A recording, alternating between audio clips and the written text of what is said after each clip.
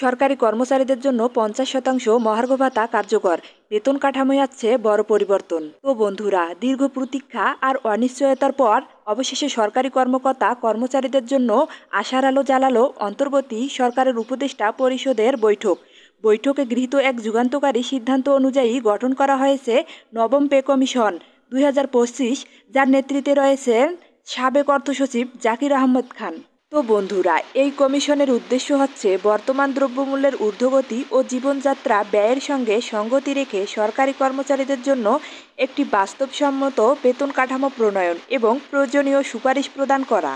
তো বন্ধুরা, প্রধান উপদেষ্টা অধ্যাপক ডক্টর মোহাম্মদ ইউনূসের সভাপতিত্বে অনুষ্ঠিত এই বৈঠকে সিদ্ধান্ত হয় আগামী রবিবার অর্থ মন্ত্রণালয়ের ওয়েবসাইটে 50% হারে মহার্ঘ ভাতার গেজেট প্রকাশ করা হবে, যা কার্যকর হবে গেজেট প্রকাশের দিন থেকেই, এবং বেতন বিল প্রস্তুতের সময় এটি সরকারি চাকরিজীবীদের হিসাবেও যুক্ত করা হবে।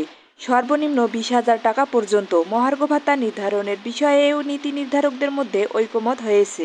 এই নতুন কমিশন শুধু বেতন বৃদ্ধি নয়, বরং সামগ্রিক জীবনযাত্রার মান উন্নয়নকেই গুরুত্ব দিচ্ছে। দীর্ঘদিন ধরে অনুর্ধ্ব গ্রেডের কর্মচারীদের যে পদোন্নতির জটিলতা ছিল তা দূর করতে একক পদোন্নতি বিধিমালা প্রণয়ন করা, স্বচ্ছ ও সহজলভ্য পদোন্নতি প্রক্রিয়া চালু করার প্রতিশ্রুতি দেওয়া হয়েছে। ভিডিওটি চলাকালীন এখনও যারা চ্যানেলটি সাবস্ক্রাইব করেননি, এখনও চ্যানেলটি সাবস্ক্রাইব করে বেল বাটনটি অন করে দিন।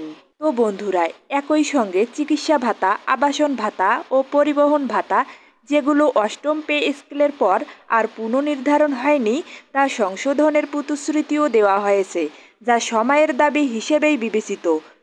নারী কর্মচারীদের জন্য কর্মস্থলে একটি নিরাপদ ও সম্মানজনক পরিবেশ নিশ্চিত করার ঘোষণা এসেছে, যাতে তারা হয়রানির শিকার না হন।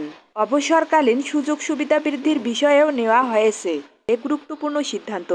1 টাকার পরিবর্তে 1,000 টাকা নির্ধারণ এবং শতভাগ পেনশন সুবিধা চালুর উদ্যোগ নেওয়া হয়েছে। তো বন্ধুরা, এছাড়াও সচিবালয় সহ কিছু গুরুত্বপূর্ণ দপ্তরের কর্মচারীদের জন্য বিশেষ সুবিধা, যেমন রেশন ব্যবস্থা, উন্নত স্বাস্থ্যসেবা এবং স্বাস্থ্য বিমার আওতায় চিকিৎসা সুবিধা নিশ্চিত করার পরিকল্পনাও রয়েছে।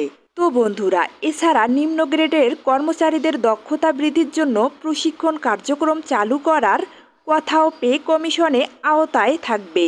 উল্লেখ্য, বর্তমান সময়েও সরকারি কর্মচারীরা 2015 সালের অষ্টম পে স্কেল অনুযায়ী বেতন ভাতা পাচ্ছেন, অথচ বিগত এক দশকে দ্রব্যমূল্যের ব্যাপক ঊর্ধ্বগতি প্রকৃত আয়ের ওপর নেতিবাচক প্রভাব ফেলেছে। তাই এই পে কমিশনের মাধ্যমে একটি নতুন ও সময় উপযোগী বেতন কাঠামো প্রণয়ন করে কর্মচারীদের ন্যায্য প্রাপ্তি নিশ্চিত করা হবে। ভিডিওটি চলাকালীন এখনও যারা চ্যানেলটি সাবস্ক্রাইব করেননি, এখনও চ্যানেলটি সাবস্ক্রাইব করে বেল বাটনটি অন করে দিন।